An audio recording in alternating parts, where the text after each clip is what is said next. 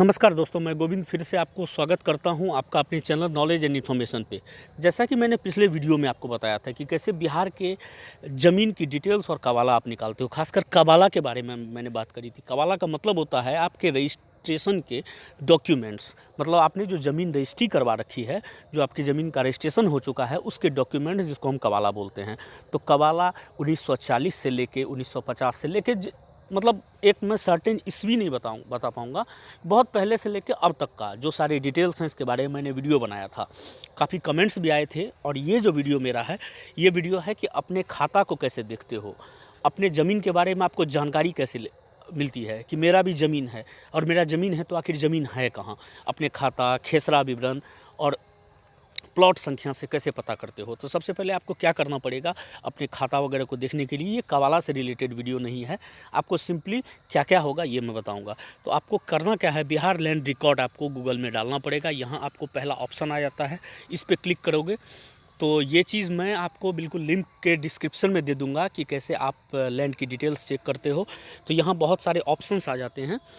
यहाँ पे ऑप्शंस आते हैं, ये बिहार भूमि डॉट bihargovin बिहार भूमि है। और ये सारी ये मैं URL आपको लिंक के डिस्क्रिप्शन में ज़रूर दे दूँगा। और यहाँ पे आपको सिंपली करना क्या है, जो आप राइट साइड में जो एक ब्लैक कलर का बना हुआ है, वहाँ सारी बार मेनू बना हुआ है। यहाँ आपको सिंपली लिखा हुआ लॉगिन, अपना खाता देखें, जमाबंदी देखें, खाता एवं जमाबंदी, पंजी देखें, जमाबंदी, पंजी, खेसरा बार विवरण, ऑनलाइन दाखिल खारिज आवेदन स्थिति, LPC आवेदन स्थिति, ये सारे ऑप्शंस हैं। तो इसका यूज़ कैसे करते हैं लैंड रिकॉर्ड को चेक करने के लिए, ये मैं आपको बताऊँगा। सबसे पहले आपने जो ज़मीन खरीदी होगी, आपके पास ज़मीन का ओरिजिनल खाता नंबर होगा कि किस खाता नंबर से आपने कितनी ज़मीन खरीदी होगी, या खाता किसके नाम से आपने ज़मीन खरीदी होगी, या किससे आपने ज़मीन खरीदी होगी, उसके डीड नंबर क्या है, किस डेट में है। तो ये सारी चीज़, जमाबंदी नंबर क्या है, खाता खेसरा विवरण क्या है। सिंपली अपना खाता देखें पे आपको क्लिक करनी पड़ेगी। आप जैसे ही अपने खाता देखें पे क्लिक करोगे, यहाँ आपको बिहार के मैप आ जाएंगे। बिहार के मैप आने के बाद आपको क्या करना है, अपने अपने डिस्ट्रिक्ट को आपको चूज़ करना है। डिस्ट्रिक्ट का मतलब ज़िला होता है। अपने ज़िला को चूज़ करना होगा। मैंने अपना ज़िला चूज़ कर लिया। जो भी मानचित्र में आपका ज़िला जहाँ भी दिखेगा वहाँ से चूज़ कर लें। और आपको यहाँ पे ज़िला के जितने भी ब्लॉक हैं, वो उस ब्लॉक में जो भी आपका ब्लॉक हो, उस ब्लॉक को आपको चूज़ कर लेना है। तो मैंने अपना ब्लॉक भी चूज़ कर लिया। उसके बाद आपको क्या करना है, यहाँ बहुत सारे ऑप्शंस आते हैं। ज़िला चूज़ कर लिया, अनुमंडल चूज़ कर दिया, अंचल चूज़ कर लिया। अब मौजा का मतलब होता है आपके गांव का नाम, किस गांव में आपके ज़मीन है।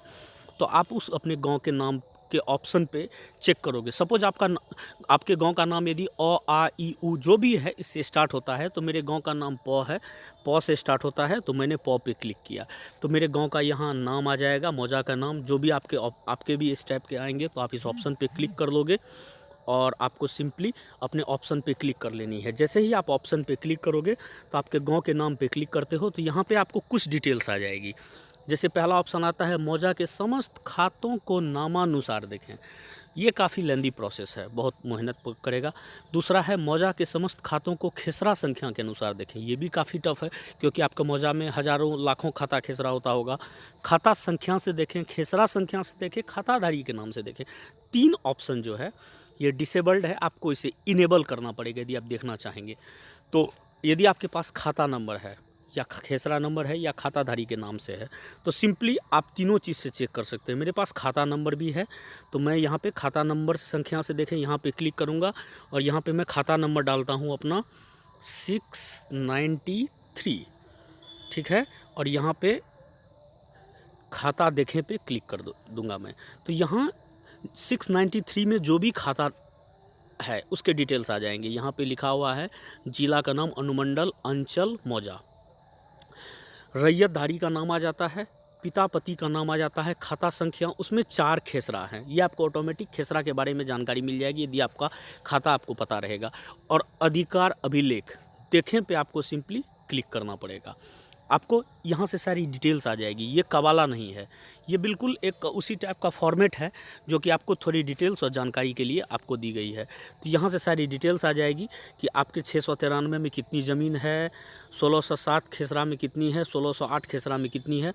यहाँ एक बात लिखी हुई है, चालू खतियान को प्रारूप तौर पर प्रकाशित किया गया है।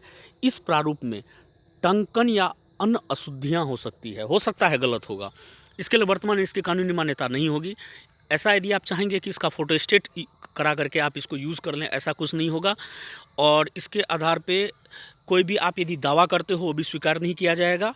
और इसके आधार पे यदि आपको ऐसा लगता है कि आपको कोई आपत्ति है तो अंचल कार्यालय में प्रकाशन की तिथि से 30 दिन के अंदर इसे दायर करेंगे और अंचलाधिकारी द्वारा इसे सुधार किया जाएगा, ठीक है। और उसके बाद इसको प्रकाशित किया जाएगा। यहाँ से सारी डिटेल्स आपको मिल जाएगी। ये तरीका था यदि आप खाता नंबर से ज़मीन को खोजते हो। अगला ऑप्शन आपको आ जाता है क्या, खेसरा के नाम से। तो यहाँ पे दूसरा ऑप्शन आता है खेसरा नाम से। यदि आप चाहो तो इसे इनेबल कर सकते हो। खाताधारी के नाम से चाहें तो इसे भी इनेबल कर सकते हो। तो बहुत सारी सुविधाएं हैं जिसके आधार पे आपको ज़मीन के खाता खेसरा के बारे में पता चलता है। फिर यहाँ मैं पीछे चलूँ के ऑप्शन पे आता हूँ। तो यहाँ पे आने के बाद फिर मैं पीछे जाता हूँ, कुछ बातें मैं फिर मैं आपको बताऊँगा यहाँ पे। और बिहार सरकार, यहाँ पे फिर मैं वेबसाइट मेरे को ओपन करना पड़ेगा। तो भूमि जानकारी पे फिर मैं जाता हूँ। यहाँ एक आध बातें जो मैं आपको बताना भूल गया कि आप जमाबंदी से करोगे। जमाबंदी क्या होता है दोस्तों, ये मैं आपको बता रहा हूँ कि जमाबंदी होता है जैसे आपकी बहुत सारी ज़मीन है और ज़मीन में आपके परिवार अलग नहीं हुए हैं और एक जमाबंदी है जिससे सभी को ज़मीन मिला हुआ है, तो उसको जमाबंदी बोला जाता है। तो जमाबंदी एक होता है, उसमें बहुत सारे खाता, बहुत सारे खेसरा वगैरह होते हैं। तो ये सारी डिटेल जो है ये भी हाँ, तो बिल्कुल ये वेबसाइट ओपन हो चुकी है। यहाँ आपको कुछ ऑप्शन, जैसे पहले मैंने बताया था अपना खाता देख लें, इसको कैसे चेक करते हो। फिर आपको जमाबंदी देखें, जमाबंदी देख करके चेक कर सकते हो। फिर तीसरा अगला ऑप्शन है खाता एवं जमाबंदी पंजी देखें। जमाबंदी पंजी एवं खेसरा विवरण, खाता एवं जमाबंदी पंजी पे मैं देखता हूँ कि क्या क्या चीज़ मेरे से मांग रहा है और आपको क्या क्या चीज़ देने हैं। इसमें पहला ऑप्शन है चुने खतियान और रजिस्टर 2।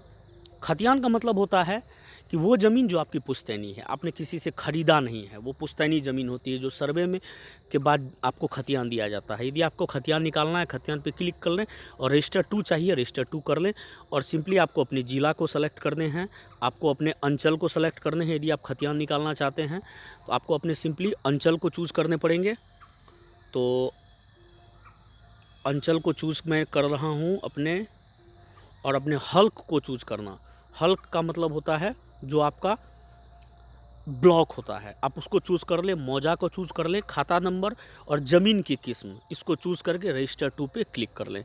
सिंपली बात है। तो मेरे एरिया का ज़मीन रजिस्टर 2 पे है, तो मैंने इसको चूज़ किया है और हल्क का नाम भी यहाँ पे चूज़ कर लूँगा। थोड़ी वेबसाइट में प्रॉब्लम हो रखी है, इसमें कोई टेंशन की बात नहीं है। तो यहाँ से चाहें तो ज़मीन की जमाबंदी के बारे में आप पता कर सकते हो।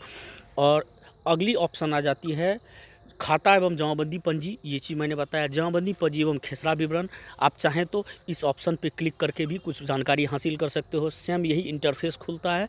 यहाँ पे जो भी आपको होगा अपना ऑप्शन चूज़ कर लें और अपने ज़िला का नाम चूज़ कर लें, अंचल का नाम चूज़ कर लें, यहाँ हल्क का नाम चूज़ कर लें। हल्क का मतलब आपके गाँव का नाम आ जाएगा, गाँव का नाम चूज़ कर लें। यहाँ से आप अपने मौजा का नाम चूज़ कर लें। खेसरा विवरण में आपको आना है, यहाँ से सारी डिटेल्स आपको, खाता नंबर। अब खाता नंबर क्या है, 1 2 3 4।